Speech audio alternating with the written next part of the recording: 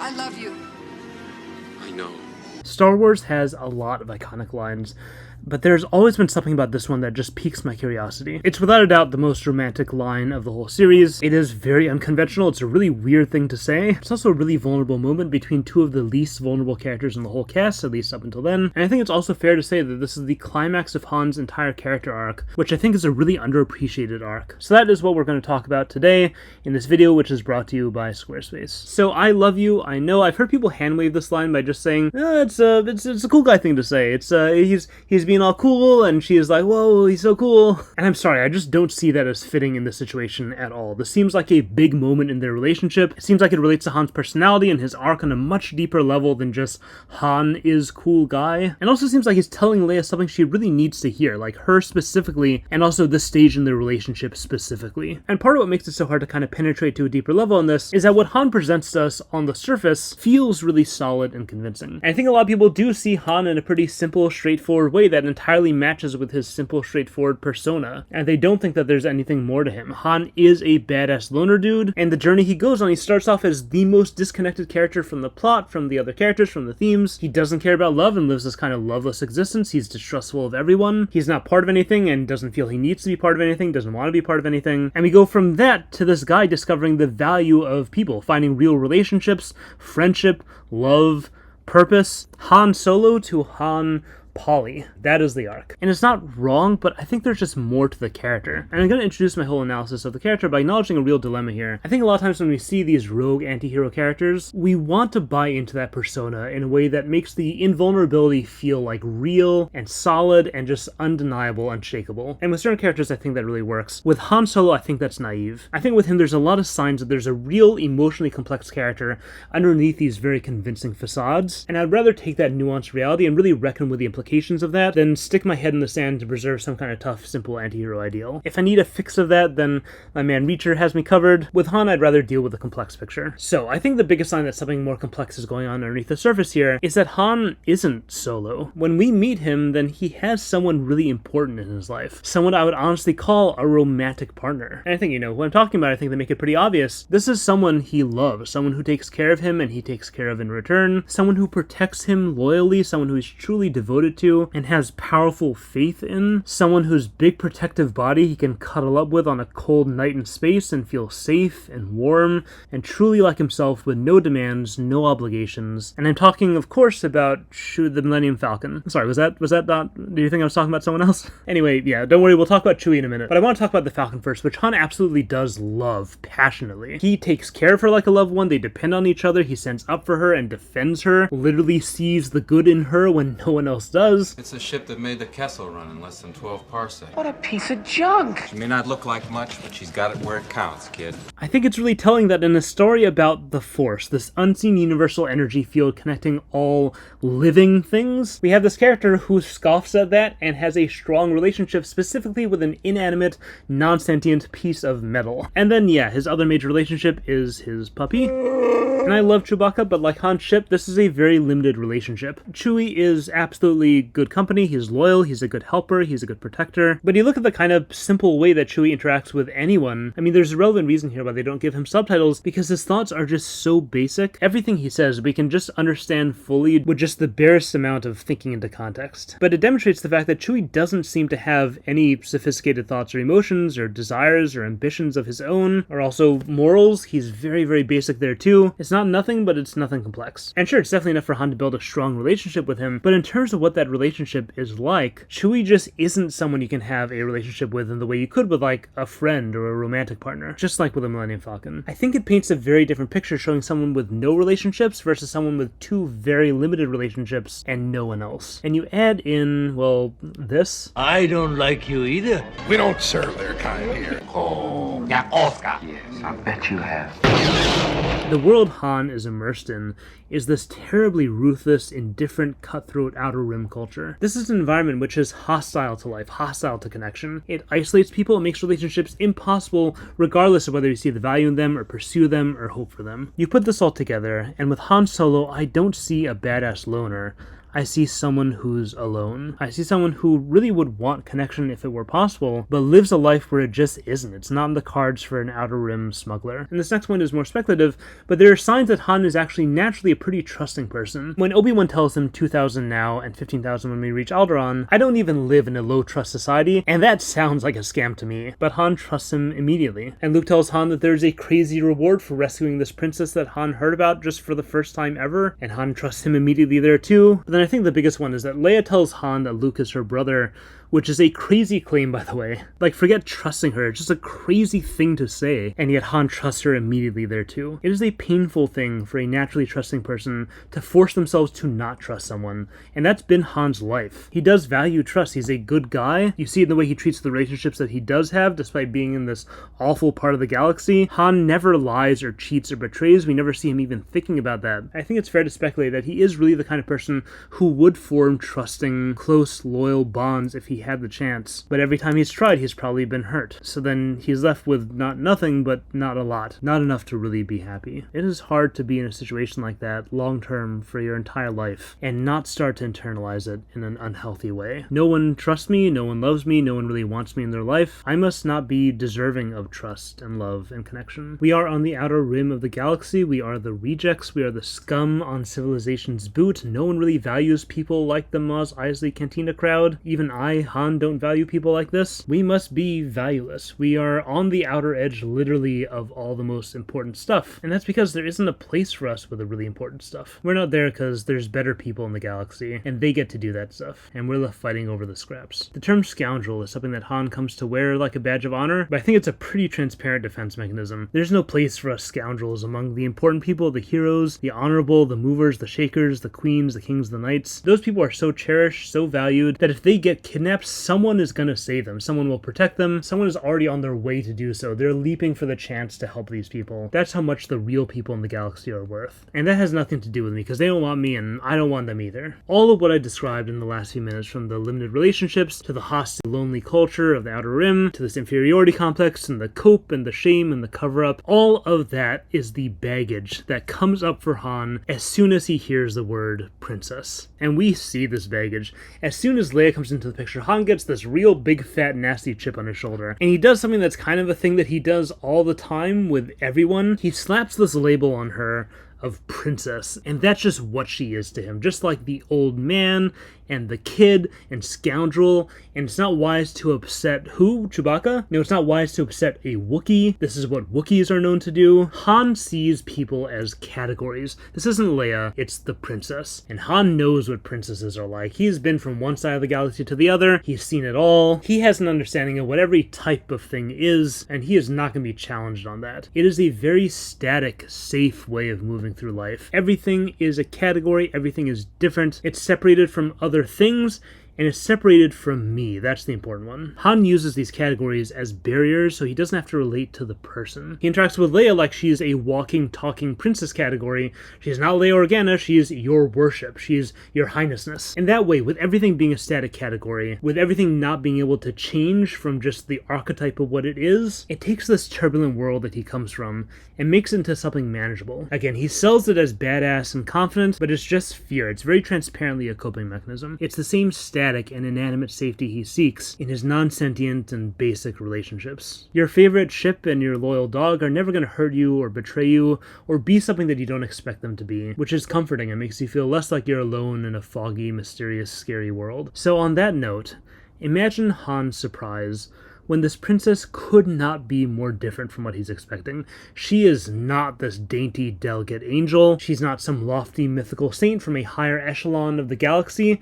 She is brash and blunt and unlikable and arrogant and aggressive. I mean, if we're being honest, Leia is basically Han. She has a very similar personality to him. She is similarly difficult and contentious and selfish and stubborn and kind of looks down on others. And also she's independent and she's strong and she's kind of a badass. So that reality, it's not just something quirky and unexpected for Han. Think about who he is and where he comes from. This is earth-shattering for him. If the princess, if the people at the tippity top of everything are like him, people who the whole galaxy cares about and wants to protect and rescue, people who are the movers and the shakers of cosmic events. They are people like Han, and that is a huge deal. That undermines Han's whole worldview, and if we're being real, it undermines a lot of what his life has been like up until now. If a scoundrel asshole can be a noble hero, can be a princess in a story with dark lords and knights and ancient magic, then what is Han capable of? What has he been doing up until now? What could he do? What could he be? That is very scary, and it's very exciting, and is what we see at the end of episode 4. First, we get this moment of this whole big realization, this epiphany that he's slowly internalizing, and it's kind of scary for him. He does try to run away. He tries to rebel against this new reality and go back to his old life where things made sense, where he can look at big epic adventures like this and claim he doesn't fit into that. There's no place there for scoundrels like me, and a big part of him wants to do that, wants to believe that, except that he can't honestly say that anymore, because he has seen by now that he is really effective in the setting. He can do this. And what's more, he's seen someone who is very much like him, who is doing this, and who does absolutely belong here. So Han has this moment where he does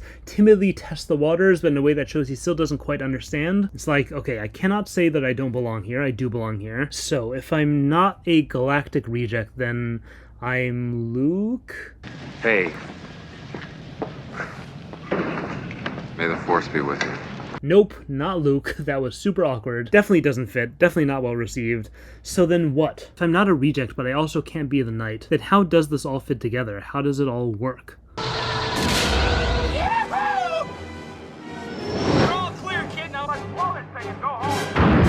End of episode 4, Han witnesses along with all of us that what the galaxy needed in that moment was not another knight, was not just another ship in the X-Wing attack plan that would have gotten blown up along with the rest of them. What the galaxy needed was a scoundrel. The only way the rebels succeeded in destroying the Death Star was with the help of someone who was wild and daring, someone absurdly unpredictable enough to appear out of literal nowhere without telling anyone beforehand. They needed someone who was not part of the plan. They needed someone who did not think things through, someone who was not a man of virtue and order and honor, but someone who would sneak in and stab Darth Vader in the back at the last minute for just no reason at all. This wasn't a situation of Han being able to adjust to what was acceptable or to be included in some broad scope of what was acceptable. No, what the galaxy needed, exactly, specifically, no more and no less, was Han Solo and only Han Solo. That was episode 4, and that was a triumph for this character. In episode 5, that triumph shows itself to be more incomplete than we thought, and that's something that happens across the whole story. All the arcs in episode 5 deepen significantly, because Star Wars isn't just a story where you can have a big military victory and then you've defeated evil for good. No, in this mythical world, you need to bring moral and spiritual balance to the galaxy by confronting evil directly, or else there's just going to be another Death Star and another one no matter how many you destroy. And also, this isn't just a story about a boy becoming a hero like his father. It's about learning the truth of who that man was and facing the flawed nature that both of you share, and understanding that you have the potential to become like him in ways that shake you to your core. And with Han, it's not just a story about a loner who finds some effort he can be a part of. No, until now, Han has found purpose in the galaxy, but in a plot sense. It's in that same surface level way that in another story might mean a lot, but in this story it's empty if it doesn't address the foundation behind what that purpose means, which is having connection. And Han kind of surprisingly realizes and expresses this precise lack of meaning for his purpose if it's not accompanied by connection. Han, we need you. We need. Yes, Well, what about you need? I know. I don't know what you're talking about. Probably don't. What follows in this movie in episode 5 is this mess of Han and Leia. It's this absolutely frustrating, intense, stubborn, angry, mean-spirited, petty, nasty jumble of courtship and anti-courtship and flirting and stonewalling and affection and insults and toxicity. We see these two extremely guarded characters playing up every obnoxious character trait they have, cranking up the low-life scoundrel routine and the bossy princess routine. The walls that guard their terrified, vulnerable personalities just keep getting higher and higher and higher, and there's moments where it seems like it's going well, even really well, but the way they communicate or really refuse to communicate, it's just awful. It's what happens when two difficult, guarded personalities who both have so many defenses up that they don't even know what they want and how they think of themselves or each other, people who have never really had people who are close to them or who can understand them, when two people like that try to get close to each other, It's a disaster. Except, as we all know, if we're paying attention, if we really understand these two, then we can see that it's really not a disaster. And it's actually pretty wonderful. With anyone else besides the braggy scoundrel smuggler and the prickly bossy princess, it would be a disaster. Absolutely. But these two, they are not your average couple. They are just chock full of these super duper guarded facades of being tough and mean and better than everyone around them. And it's understandable, you see the lives they live. You need to have walls up if you're getting threatened on the daily by Grand Moffs and you're shooting Greedos first. But also, at the same time, this is who they are. These two people really suit the turbulent lives they live. They're not good at being vulnerable, but in their lives they don't really need to be vulnerable that much. They are not sappy, emotional people who yearn for the lovey-dovey romance that other couples might need. These two would not thrive on that, and they honestly do thrive on the tension that their combative personalities naturally create. They actually both really appreciate that. I'm gonna kill her, or I'm beginning to like her. That line, I think he's saying that he likes the feeling of both specifically. He likes having that tension, that conflict. You also really see it with the iconic scoundrel scene. This is not just a guy being too forward. This is a whole dance that these two are doing with each other. It's complex, it's nuanced for their personalities, it's full of stuff that honestly you should never do. You like me because I'm a scoundrel.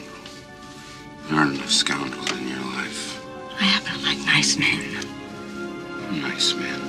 Very nice. You, viewer, just never do that. And yeah, Leia gives as much as she takes and more, but that is the dynamic we see with them, and that's the dynamic that I Love You, I Know is built on. What makes this line hit really, really hard is that it's the first time that the walls are really down between these two, especially with Leia. It's not easy for someone with a personality like hers to say I love you. It's incredibly vulnerable, which means it's incredibly scary. Saying something raw and honest and simple and emotional without all of your walls and your persona and your clever biting wit, just your naked heart, just how you feel, and nothing else, nothing layered on top of it, the whole thing just being you, that's something that Leia just doesn't do. That's something that can be scary for anyone to do. And you can see why she is doing this now, why she has to do it, why we see this desperation on her face that we've never seen, because what is she doing? Saying I love you. Leia's making the choice now, in this final desperate hour, to voice clearly what they've been dancing around since they met each other. And that is why Han's response can't just be I love you too. That is not what's happening here. Listen to my analysis partner Squircle explain this. This is her take that I'm expanding on. If he had just said the stupid I love you back, then that would just mean that them falling in love with each other could have been independent and for different reasons, but instead him saying I know means that all of the pushing around of him that she did and all of the kind of flirty, kind of antagonistic things that they were doing to each other was all in fact part of this, and he always knew, both of them always knew what was going on, like underneath everything. Like it was never actual, it was him acknowledging that like, yeah, obviously you love me. Like if you didn't love me, you wouldn't have treated me this way. Like she does these things because she loves him, and he acknowledges it, and he does them right back because he also loves her, and they both know. It was him kind of just acknowledging that this is a thing that this is how they love each other. Yeah, this is they've both been dancing to the music in the same way, and that was him acknowledging that the music exists. There's this Academy Award-winning short film called The Windshield Wiper that my friend Kamaya showed me. It starts off by asking this question. What is love? And then it goes on to show a bunch of very intimate moments of connection and struggle and disconnect in relationships. And then it concludes like this. What is love?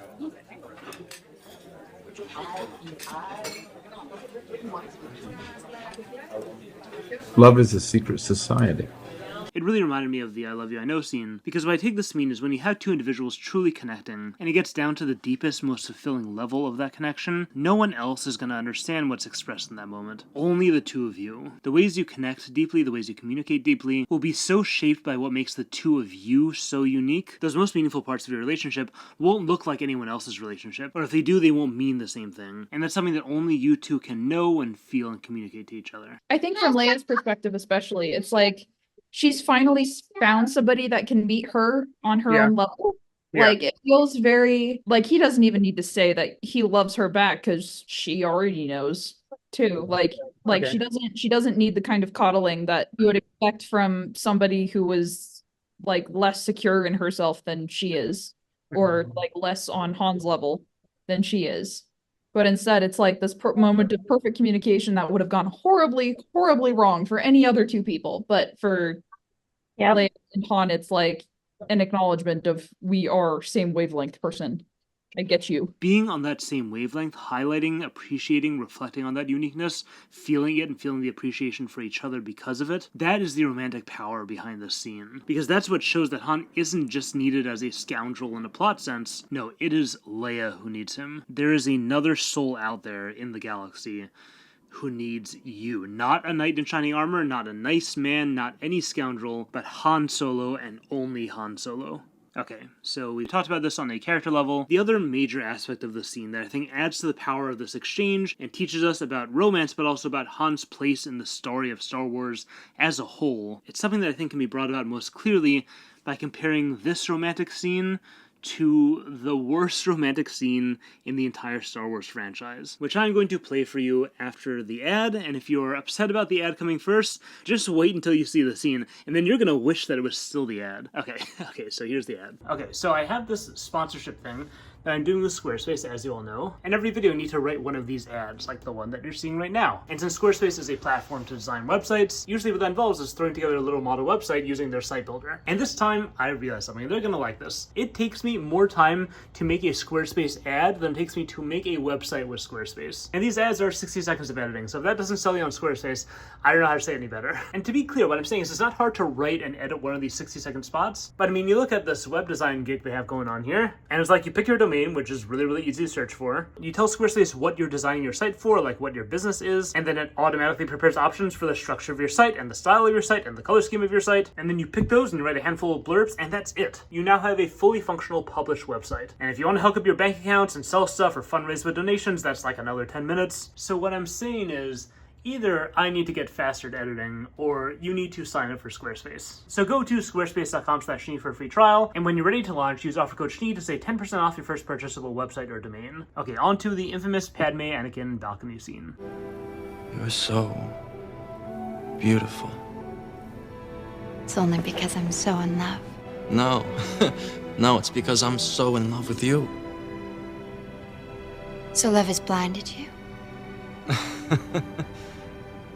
Well, that's not exactly what I meant. Okay, so there is a lot of broken stuff we could talk about with this scene and with the writing, and rest assured we are going to be a much more satisfying compare and contrast when we talk about the takeaways from the analysis, the writing tools, the principles, etc. towards the end of the video. But for now, I want to talk about a very specific difference just on the dialogue level. This is how the Anakin Padme scene goes. First, Anakin says, "You're so beautiful," and then Padme says, "It's only because I'm so in love," and then Anakin says, "No, it's only because I'm so in love with you," and then Padme says, "But so love has blinded you," and then Anakin says, "No, it's not what I'm saying," and Padme says, "That's probably true," and then the Han Leia scene, "I love you, I know, and that's it." That difference is fascinating to me. The Anakin Padme dialogue is something that you hear all the time in real life. The whole, "I love you, no, I love you, no, I love you more, no, I love you even more, no, I love you even more, no, I love you more." There's a desperation in these kinds of exchanges. I don't think couples are actually trying to one-up each other, but there's like this urgency and almost like a panic to make the other person realize now before it's too late just how much they mean to you. You often hear this during goodbyes. It absolutely is this like before I never see you again type feel. It's not gonna be real if I don't say it, and then you're listening to the other person say it, and then you have to reassure them because they're trying to reassure you, and that means that they need to be reassured, and both of you are just trying to assert that this is the reality, we are in love, and you're mustering up all this emotion inside, you're sending it out into the world because it's realer when we say it. This way I'm not as afraid it's gonna go away. It's really fear, it's an insecurity. Compare that to "I love you, I know, done." Over. What does that do? What is Han accomplishing with this rhythmic shattering? So it's a lot of things, but a major effect of this is that it takes away all of that insecure desperation, and in its place it leaves a sense of resigned peace. There is a calming impact of this line on Leia, on us. By saying "I know," then the situation ceases to be this game of talking over each other and trying to foist love on each other and trying to hold on desperately to this thing that we have. Instead, it's Leia giving this to Han and Han accepting it. And realizing that opened up a whole new way of looking at this scene, because this is not a unique scene in Star Wars. It's something that the story shows us again and again and again. I am a Jedi, like my father before me. I'll not leave you here. I've got to save you. You already have.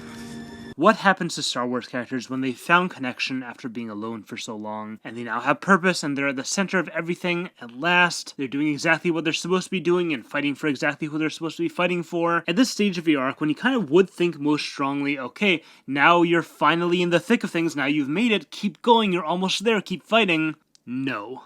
At this stage in Star Wars, you face death, you have a reflective moment, and then you surrender to your fate. You let go of what you're holding on to so tightly, what gave your life so much significance, and through that surrender you find an even greater level of significance that grants you this transcendent sense of clarity and peace. What is the peace? What is this clarity in? Obi-Wan says, if you strike me down, I shall become more powerful than you can possibly imagine. Anakin says Luke has already saved him. Luke says, I'm a Jedi like my father before me. What I'm hearing from these characters is that my life, my physical presence, is not needed to maintain the connection I forged with the people I care about. On the contrary, it's a pretty immature, superficial idea that the strongest connection we can have is I need to physically be there. Obi-Wan taught Luke the most fundamental truth in the galaxy in a way that set him free from the isolation he had grown up with and connected him to a heroic future to free the galaxy from evil. The connection forged through that profound, life-changing guidance will always be intact, will always be firm and vibrant and alive between us,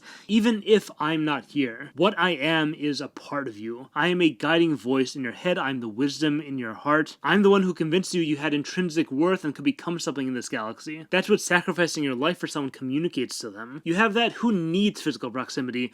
We are connected. We are transcendently connected. And connection is power. That is the idea of the Force. Luke tells Vader, I see myself in you. I've modeled my life after the good I see in you. We are one. We are the same. And I feel this so strongly, so deeply, so foundationally, that I refuse to strike you down even though you're my enemy. The connection created through that is strong. It will be strong with or without me. And similarly, Vader realizes his own goodness through the act of sacrificing himself to save his son. Again, what could possibly create a stronger bond than that? I don't need to physically be around you for that bond to always exist between us. And with all these characters, it's the reflection which is pivotal. Part of what makes the bond so strong, part of what makes it able to transcend physical proximity, is the realization and declaration that the bond is that powerful. It's the throwing away of the lightsaber, it's the letting down the guard, it's taking off the mask, it's proactively demonstrating that I don't even need to struggle for this, that's how real it is. And that demonstration seals the reality of that strength. It confirms that this whole time the struggle to keep this was illusory, it was unnecessary.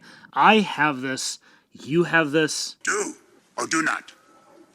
There is no try. As always in Star Wars, the acceptance itself of connection is what makes that connection a reality. That is the power of the Force. And this is the broadest meaning that I see in the I love you, I know scene as well. This is the meaning the scene gains, specifically as a climax and specifically as a Star Wars climax. In Han's death scene, he finds himself at the end of a lifelong journey of struggling for connection, and now he has it and he could keep fighting for it, he could be desperate here, he could try to get in one last I love you, grasp onto this holy grail before it slips through his fingers, or he could let go and embrace a stronger connection instead. And the reality of what that connection has been, what Leia's presence in his life has been, it's proof that Han, the scoundrel, this galactic reject from the Outer Rim, is a major player at the center of the most important galactic events. He is a hero, he has intrinsic value, he can be the object of love, and he deserves love. That is what his bond with Leia is. He doesn't need to grasp on desperately to anything. That bond exists independently of whatever he does in this little moment. What happened, happened, and he can die and it still will have happened. He will still be connected with her, with what their lives have accomplished for one another. So instead of reaching desperately for more, he lets it go, and solidifies the strength of their bond because of it. Unlike the prequel scene, there's not a moment about expressing affection to each other, or attraction to each other. It's about affirming the reality of a deep bond with each other. This connection that's so strong that even death, or in this case annihilation, cannot change it, cannot weaken it, cannot undermine it. That is what I see in these two words. Okay, so the big question, how does one write a scene like this? What lessons can we extrapolate from this deeper understanding that can help us make our romance scenes in our writing more effective? And as promised, we are going to do this by comparing I Love You, I Know to the Anakin Padme scene, and we're going to start with one of the most standout poor qualities of the Anakin Padme scene, which is that the dialogue is extremely generic. It feels like anyone could say these lines. The content of what they're saying about each other doesn't feel specific at all to either of these characters. It just doesn't express Anakin or Padme's personalities in a specific way. And to be fair, there is some deeper meaning to the line, so love has blinded you. Love blinding Anakin is like the thing that ends up happening to this character. That's the whole movie. But it doesn't feel like it's expressing that because the line isn't written or acted in a distinctive enough way to let us know that there's something more here. Compare that to I Love You, I Know, which is is a line that only works between these two specific characters, and it does feel distinctive. It is different enough to give the impression that we need that there's something more to dig into here. So from that alone, I think we can deduce 2 rules. Number 1 is love is a secret society. We appreciate love, we call it romantic, when what's expressed feels specific to the 2 people involved. Generic love feels shallow. The deeper the connection, the more we expect to see it expressed in a personalized way. Ideally something that only these 2 understand from their shared intimate wavelength. That's what evokes a sense of romantic connection. And number 2, this isn't a rule for just writing romance. I think this applies to a lot of different things. Distinction signals depth. Love Has Blinded You is a deeper line, but it's not distinctive enough to let us know that there's something there to dig for. With I Love You, I Know it feels different enough. Next, still on the note of being shallow, one major topic we talked about with Han and Leia is just how life-changing Leia's very existence is for Han, and vice versa. The existence of this princess who is so similar to Han in personality that undermines the grim, lonely way he used to see the world. Leia was Han's opportunity to play a larger role in galactic events and prove to himself that he could do that, he could be that, and then also she herself, in her desire for him, proved that he was worthy of all the love he had always been looking for in his life. And then Leia too, she never had someone in her life who spoke her language and could play her games and treat her with a dynamic, fiery, non-coddling love that works so well for her, and someone who understands that when she acts that way, what she's really expressing, that's her language of affection. It's not just toxic squabbling for toxic squabbling's sake. That is what Han and Leia do for each other as a couple. What do Anakin and Padme do for each other as a couple? I have no idea. I know Anakin finds Padme really beautiful. Maybe, I don't know, there's something about her being from off-world when he was a slave and freedom, something like that. And then what does Anakin do for Padme? Literally 0 idea, like less than 0. I truly have no idea what she sees in him. So what we're left with is, you're so beautiful, so in love, your skin's so soft and unsand-like. We're left with the superficial because there only is superficial here. They're not expressing what they do for each other. They're just expressing attraction and affection, which is not nothing, but it is generic and it doesn't feel very deep. In contrast, Leia's I Love You, and especially Han's I Know, are dripping with context and history and subtext. It's an expression of what they do for each other, what their needs are. It itself is Han doing something for Leia, what we talked about before of taking away the anxiety of that moment, assuring her that the connection exists and will endure, which is something that she's signaling that she needs to hear. It's an assurance that you don't need to fully express it or fully articulate it for me to understand what you feel. So tools number 3, 4, and 5. 3, in order to have depth in romantic scenes, you need depth in the relationships themselves. 4, affection and attraction on their own is limited and shallow. Find deeper romance by exploring what the characters do for each other. And 5, it's romantic when the words can't possibly capture it all, but don't need to. Next, we talked about the rhythm break thing, and there is nothing wrong with like a give and take, bantery type of romantic exchange. That is great, that can be a lot of fun, that can be romantic, and that is what I think the prequel scene is going for. But in contrast to that, what we can learn from the Han Leia dialogue is number 6, accepting love can feel as deeply meaningful as giving it, especially when it's synced up to the characters' personalities and their needs. And number 7, vulnerability is romantic. Again, especially when it's connected to characters' personalities, especially when it's coming from characters who have a hard time being vulnerable. Next, we discussed that this romantic exchange comes at the climax of Han's arc. So number 8, use structure to give a romantic scene more power. Not having the big romantic scene at the climax, that's not bad, that's not wrong, not by any means, but you'll notice that a lot of iconic romantic scenes are at the climax, just because practically that position in the story structure gives you access to the full arsenal of the story's emotions and themes and ideas and power. And like we mentioned before, Love Has Blinded You is also taking advantage of structure in its own way. It's foreshadowing, and if you do pick up on that, it would make the scene more romantic if it had been romantic in the first place. That the blind love that was so meaningful in their relationship early on was the tragic undoing of their relationship by the end, but that doesn't come across. And then once we were talking about the climax, and I Love You, I Know as a death scene, what we discovered was that this scene is actually one of a set of death scenes that we see all over the story. And it's not romantic each time, but tool number 9, you can boost your romance scene with extra complexity and extra emotional power by hitching it to pre-existing templates within your story. In other words, the meaning and the emotion that emerges from this scene will have already been partially built up by those other scenes. And that's going to happen whether the audience sees the pattern consciously or whether it's just subconscious. And number 10, your romance scene will mean more if it serves the overall goals of your story. Meaning your scene should not just be about shipping 2 characters or creating a scene where people are going to swoon. Make it essential to what your story is, and it will draw power from that deep well of meaning that your story ideally already offers. Okay, we will stop here. Subscribe.